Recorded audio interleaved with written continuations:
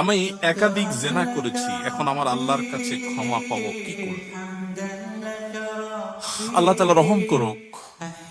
অনেক ভাইরা আছেন বিভিন্ন পাপে লিপ্ত হওয়ার পর শয়তান তাদেরকে এত বেশি ভয় দেখায়, অতিরিক্ত ভয় দেখায়। ভয় যতটুকু আল্লাহকে পাওয়া দরকার তার চেয়ে বেশি যদি পায় তাহলে বুঝতে হবে শয়তানে দেখাচ্ছে। ওটা কে দেখাচ্ছে? শয়তান দেখাচ্ছে। আপনি কোন গুনাহে লিপ্ত হয়েছেন, যে কোনো গুনাহ, পৃথিবীতে এমন কোন পাপ নাই যেটা মাপ চাইলে মাপ হয় না। এমন কোন পাপ, এমনকি শিরকও নাই। শিরকের গুনাহ যদি করার পরে মাপ চায়, তওবা করে, মাপ হবে না? হবে না? তওবা ছাড়া মারা গেলে মাফ করবেন, এটা ভিন্ন বিষয়, কিন্তু তওবা করলে সেটাও মাফ হবে। তাহলে বোঝা গেল জেনা ব্যভিচার হয়ে গেছে, অন্য কোনো অনাচার হয়ে গেছে, অবশ্যই মাফ করবেন আল্লাহ তাআলা। হ্যাঁ, মানুষের হক নষ্ট করেছেন, যুবক ভাইয়েরা 3-4 বন্ধু মিলে চা দোকানে চা খেতে বসেছেন, বাসে উঠেছেন, গায়ে জোর আছে, বাহুতে শক্তি আছে। আমি এই জন্য বলি, 4-5 যুবক ছেলে ফেলে যখন চার দোকানে বসে তখন ওই টি-বয়কে ডাকার টোন কিন্তু পাল্টে যায়।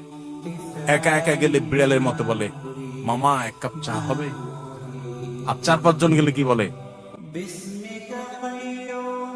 এবারে চা দে। কথা কানে যায় না?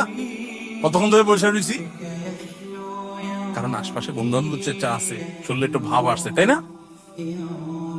আহা, এই মাস্তানি, এটার বিচার হবে, এটার বিচার হবে। দুনিয়াতে সে বেচার বিচার পাবে না, কিয়ামতে বিচার।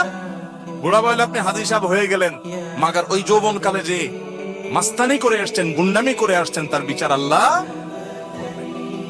So be careful. এই যৌবনকে পাগলামি করে নষ্ট করবেন না, ঠিক আছে তো? ইনশাআল্লাহ যে কোনো অন্যায় করে আল্লাহ কাছে মাফ চাইলে মাফ করবেন, কিন্তু মানুষকে ওই যে ধাক্কা দিয়েছেন, গালি দিয়েছেন, অধিকার নষ্ট করেছেন, হক মেরেছেন, এগুলো কিন্তু আল্লাহ মাফ করবেন। সাবধান।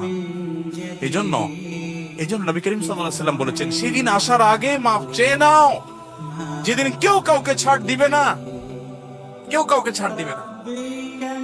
গালি দিয়েছেন, রিকশাওয়ালা ভাড়া দেন নাই, চুন থেকে নুন খসছে, কথা থেকে কথা বাড়ছে, তর্ক হয়ে গেছে, যাবাটা দিলাম না, কি করতে পারবি কর, চলে আসছেন।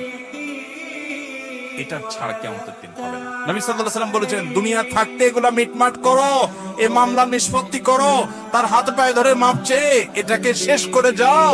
কিয়ামতের ময়দানে কেউ কাউকে ছাড়বে না। অন্য কোনো অন্যায় করেছেন, জেনা হয়ে গেছে, আল্লাহর কাছে মাপ চাইছেন, তওবা করছেন, লজ্জিত হয়েছেন, আর কখনো করেন না, ফিরে আসছেন, ইনশাআল্লাহ মাফ করবেন আল্লাহ তাআলা। আল্লাহ বলেছেন, লা তাকনাতু মির রাহমাতিল্লাহ, আল্লাহর রহমত থেকে নিরাশ হইও না। ইন্নাল্লাহা ইয়াগফিরুয যুনুবা জামিআ, আল্লাহ সব গুনাহ মাফ করে দিবেন। অতএব জেনা করলে আল্লাহ তাআলা কি করবেন? মাফ। কিন্তু তওবা করতে হবে খাঁটি অন্তরে, আর করা যাবে না, অনুতপ্ত হতে হবে।